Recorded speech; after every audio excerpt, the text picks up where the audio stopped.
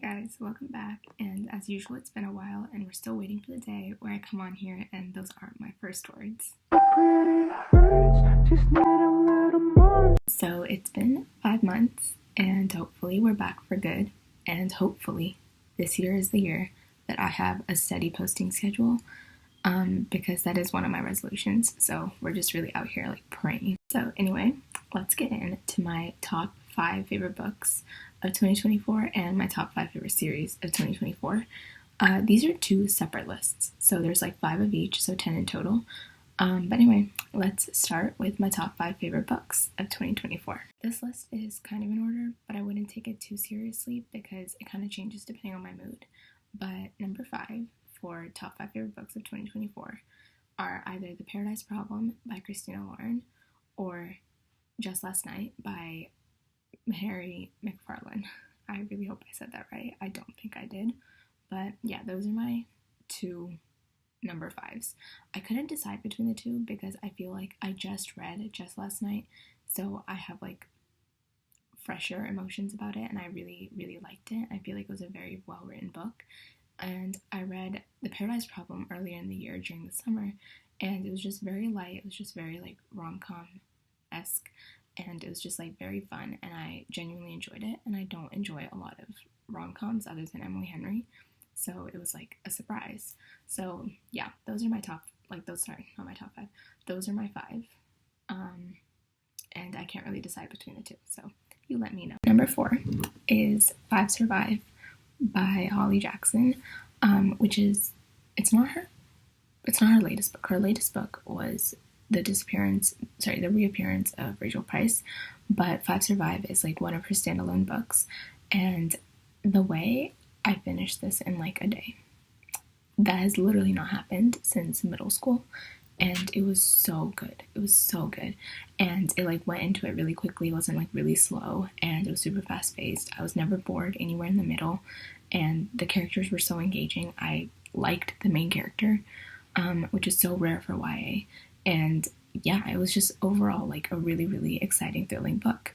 I really want to reread it again. And I know like with mystery books and thriller books, it's like, it's just not the experience when you read it again. But like, I liked it so much, I wanted to reread it like the minute I finished it. And that is literally what made me finish the Good Girls Guide to Murder series this year, because I read the first book like a year ago, 3 years ago, and I never finished the series. But reading Holly Jackson's other book literally made me read like all of them, and I finished them in like 2 weeks. So you have this book to thank for that. Number 3 is As Good as Dead, also by Holly Jackson. And if you guys know, I read the first book like 3 years ago and then just didn't read the series again. And I always meant to because I liked the first book, but I finally did this year because of Five Survive. And the way the 3rd book was literally the best thing I've ever read in my entire life. And I know I'm exaggerating. I know I'm being very dramatic right now, but it was so, so good. And like, it took me so long to read it because I did want to finish it, and I wanted it to keep going, and I wanted to be in that world forever. And I know I'm not discovering anything new because people have literally been saying this for years, okay? And I'm like very new to like the whole A Good Girls Guide to Murder cult following. But like, I never understood how like people could get attached to like a murder mystery or thriller series or book, because I always felt like those kind of books are, you don't really get attached to the characters, and it's not really character centric, and it's more about the plot, which I usually don't care for that much. But this book, guys, I'm telling you, it's so good. It's so good. I was so wrong, and I'm so happy I read it this year because it made it onto my top 5. And number 2, surprise, surprise, we have Funny Story by Emily Henry. And I know I said surprise, surprise, but like, you shouldn't be surprised because I read this book twice this year, and it came out in April, and I read it like 3 weeks apart from each other, and then I read it again. So I feel like that says a lot. Yeah, I love this book. I would not say, like, when I first read it, I was like, okay, this is my favorite Emily Henry book ever. Like, nothing is ever going to top this. It's the best thing that was ever been written, and I, like, worship this book. It's my Bible. But like, I wouldn't go as far to say it's my favorite Emily Henry book, because like, I feel like there's other ones that, because I read them so many times, or because I read them first, I enjoy more. But if I read this first, I'm telling you, it would have been my favorite Emily Henry book ever. It's so good. It's so good. Like, oh my god. Oh my god. I feel like everyone has read it. Unless you don't like Emily Henry, then like, I'm sorry, but this channel is just not for you. But yeah, I feel like everyone has read it otherwise. So I feel like I don't need to tell anyone to read it. But if you haven't, please do. Please read it. Please make it your favorite book of 2025. And next is number 1, which is also coincidentally the first book I read this year. And I also vlogged it. And that is none other than The Poppy War by R.F. Kuang. And this book, I'm telling you guys, is objectively one of the best books ever written. I just read it, but it came out a few years ago, and I know a lot of people have read it. But if you haven't, it is objectively one of the best books that has ever been written, or at least that I've read. And I'm not just saying that because I enjoyed it, but because I truly, truly believe so. It's extremely well written. The world building is great. It touches on so many important issues, and it covers so many important like events in an interesting and engaging way that still remains like relevant. And the characters are all unlikable. They're all horrible people, and yet they're so complex and so fleshed out and well thought out because they're so real. And if that's not enough to convince you, I don't know what is. Like, you have to read this book. Anyway, that's it for my top 5 favorite books of 2024. And next we'll be moving on to my top 5 favorite series of 2024. Starting with number 5, I want to preface this and say that for my top 5 favorite series, I could only really think of 4, but it bothered me that I only had 4. So I kind of added this as like an honorary one, but like, I feel like this series doesn't really even make it onto my top favorite series of all time list. So, you know, it's just like there as like a complimentary thing. I'm not saying I didn't enjoy it, and I'm not saying it's a good series. It is a good series. I think it is. I think it's one of the better ones.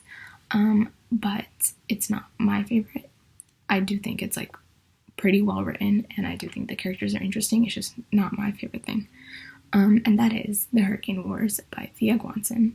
I really, really liked the first book, and I liked the second book, but I would have to say I liked the first book more. But that one I do feel like dragged a little bit in the middle. So yeah, that's mostly why I would say it's not my favorite. But I do see why a lot of people love it, and I think it's totally justified. Then we have number 4. And this series is so underrated. It's so criminally underrated. And I read the whole thing in like a month, the whole series. Okay, and that is Daughter of No Worlds by Clarissa Broadbent. Carissa Broadbent. And she's also the author of, I think it's Serpent and the Wings of Night, which got really, really popular on TikTok and BookTok. I never read that series because I knew I wouldn't like it. So I probably would not have picked this one up if I knew that it was by the same author. But thank God I did, because I only later found out it was by the same author. And I'm so glad I picked this one up. Am I going to read Serpent and the Wings of Night? Probably not. But I really, really, really loved the series, and I genuinely think it's extremely underrated.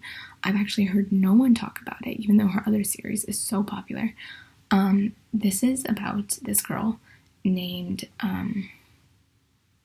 it'll come to me, like, it starts with a T, but it's like, I can't pronounce it, so I literally forgot. But it's about this girl who is a slave, and she's indentured to this man, and she manages to buy her freedom and escape him. And she goes to this other city, and she's trying to train in like her magic. She's like sent to this guy named Max to be his apprentice in order for him to train her to learn how to wield her magic. And it's so good. And the romance.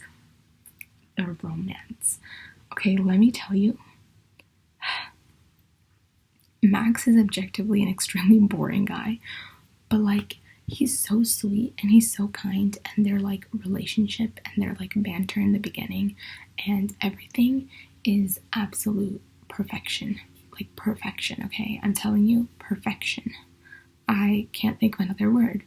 It's immaculate. There you go, another word. But yeah, so highly recommend this series. Am I saying it's like super, super well written? No, because I did not understand the magic system at all. I did not understand the world at all. I didn't understand half the time what the hell was going on. I feel like we went from point A to point B and skipped steps, like we just flew there. So I was a little confused, but I read it for the characters and I read it for Max and whatever her name is. Her name is Tisana. I just searched it up. It's Tisana. And number 3 is the Dance of Thieves duology by Mary E. Pearson, which is a spin-off to the Remnant Chronicles trilogy, also by Mary Pearson. And I have never read that series, but I really, really, really love this duology, and I feel like you don't need to read the first 3 books to read the spin-off. There are spoilers for the first 3 books in the spin-off, but unless you plan on reading it, I feel like it doesn't really matter. But yeah, I love this duology to death. I love Cassie, and I love Jace, and I love the world, and I love the writing, and I love the character development, and everything about it is so, so, so good. I love it. I love it. I love it. I love it. I read the first one like a little while ago, and I did not enjoy it. I felt like it was like very mediocre. I was bored. And then I reread it again for some reason, which this always happens. This always happens, where I read the first book, I don't like it, and then I read it again, and I'm like suddenly like in love with it. It's number 1 stan. I don't know the science behind it, but it happens. So yeah, I read it again, and then I ended up reading the second book, and now it's one of my favorite series of all time. Number 2 is the A Good Girl's Guide to Murder trilogy, and in the previous list, in my top 5 favorite books of 2024 list, I already went over this, so we're not going to go too deep into it, but yeah, basically I 100% recommend the series. Don't miss out on it, please. That's all I'm saying. Number 1 is, for my 2024 top 5 favorite series list, is none other than An Ember in the Ashes Quartet by Sabaa Tahir. And I know it's old, and I know everyone and their mother read it years ago. I also read it years ago, but obviously, I didn't like it then, and then I reread it, and now I'm in love with it because I'm so much cooler and older and wiser, so, and more worldly, so I know it's good for me. And so I reread it, and obviously I fell in love with it, and I fell in love with all the characters, and that's that. End of story. That's the tea. Anyway, guys, bye. Thanks for watching. Hopefully you'll see me again soon, according to my New Year's resolution, and like and subscribe. Follow me on all my socials, and see you in my next one. Bye.